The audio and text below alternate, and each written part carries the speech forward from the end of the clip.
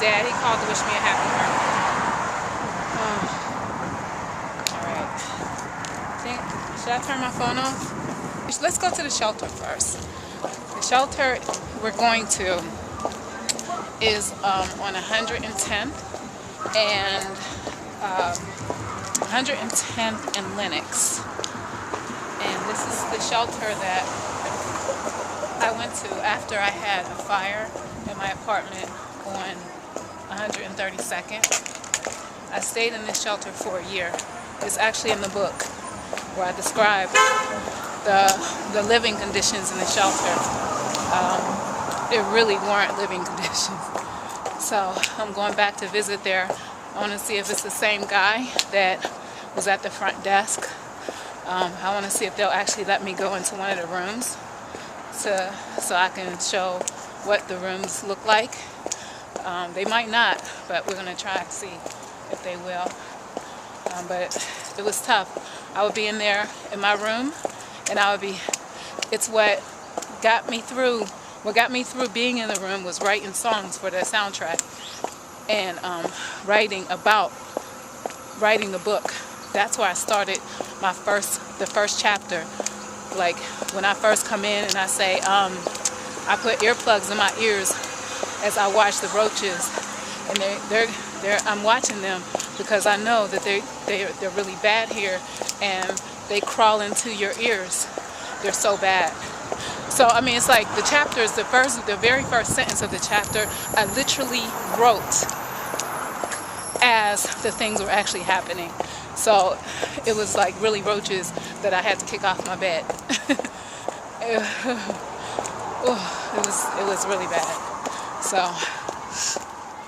I hope they cleaned the shelter up a little bit, because there was feces on the wall.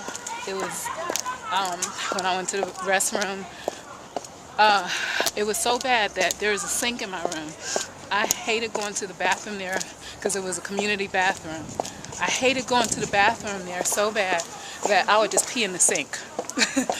I would literally pee in my sink in my room just to keep from going to the community area. It was that disgusting. So I hope they cleaned it up. And rumor is they may have, because what actually happened and how I actually got out of the shelter was I was so fed up. I wrote a letter to the senator at that time, who was Hillary Clinton, and telling her about the living conditions and how I had a fire and lost everything, and how I really needed help getting an apartment or getting into some low-income housing, because I had lost my job after the fire, and I was homeless. So I told her that if there was a way she could pay attention to my case and get me out of there. 2 weeks later, I was moved into an apartment, a studio apartment in the projects, but I made it my home, and I made it really nice. So it's not much better, but I made it look like the Taj Mahal, because that's just what I do. You know, I create my own surroundings. What's so crazy about this shelter is you would never know it was a shelter by looking at it from the outside. But this is it. It's called, see the thing on it, Cambridge Hotel. The Cambridge. I don't know if it's still the Cambridge. We're about to go find out. But if you take a look, it's right across from Central Park. So I would basically come out of this hellhole and go right over to Central Park, and I spent a lot of my time there running, jogging, all kind of stuff. And I was really, really in shape because I did a lot of working out to stay mentally sane. So, is anyone working today? Yeah, Allison there. Hi. You remember me? Hi. You don't want to be taped. Is Larry still here? I'll call you tomorrow and let you know what happened. Yes. Is he here today? Well, Larry. But he's still here. Oh my God, really? I'm taping a show, and I just want to, do you guys have any empty rooms where I can go in one? I don't know if Larry would approve it. He would, because I told him he would. I'm leaving a CD for him too. You don't have a number for him? How long you need a room for? Huh? How long you need a room for? Like 5 minutes. This is for him. Can I listen to it? Okay, I'll give you one too. And I'll give you an empty room for 2 minutes. Thank you. That sounds good to me. I appreciate it. Tell him raise me off there. You gotta get me off there. He won't put you on there. I promise you that. So this is where I stayed for like a year. So this is a new guy. I never met him, but Larry is still here. And when I tell you, I think, is he letting me come in that way? Okay. But Larry still works here. And I told Larry that I was, writing a book and that I was gonna, do a soundtrack to the book. So I just left Larry a copy of the soundtrack.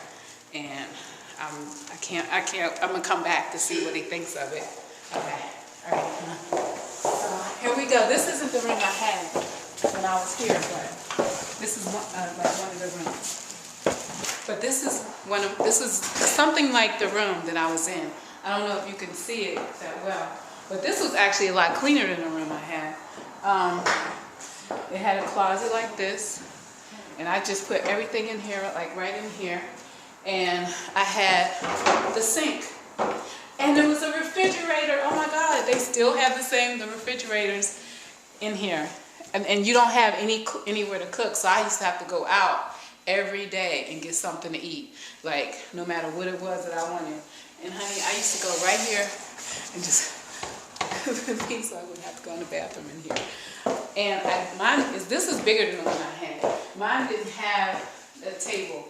And this is about how big the bed was too in mine. And it was up against a wall like this. Except for mine wasn't facing the front of Central Park. Mine was facing a wall, another brick wall.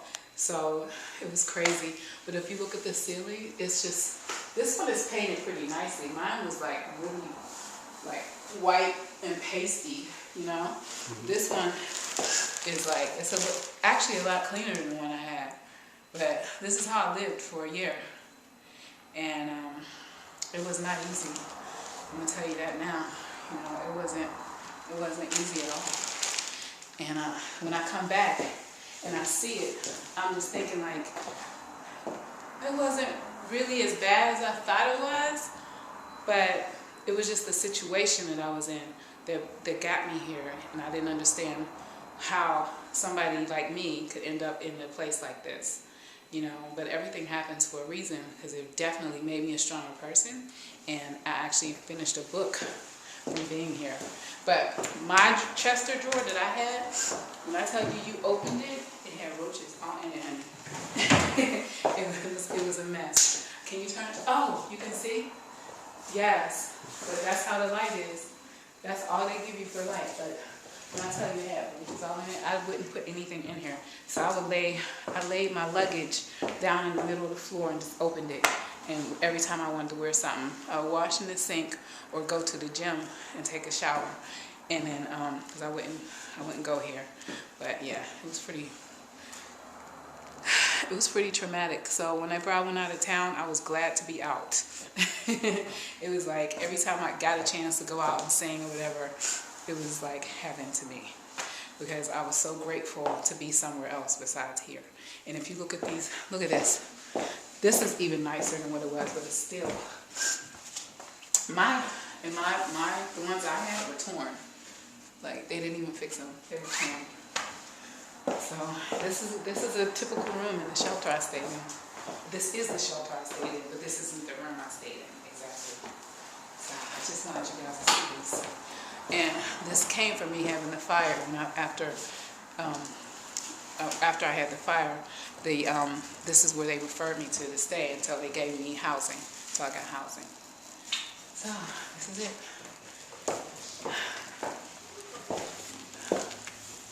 And now we're going back into the hallway. This is the hallway. And I used to go, the bathrooms are, each area has a bathroom. Like they all share the bathroom on this side. So, that's it.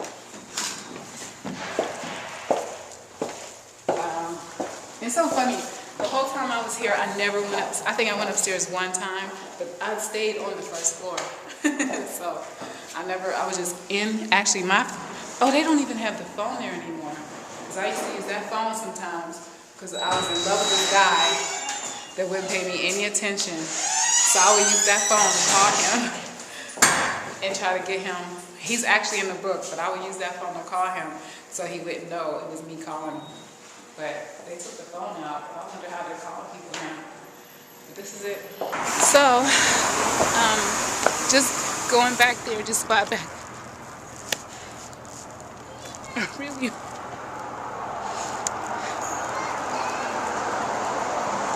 Just by back a lot of memories. And I'm really proud of myself that I made it out of there.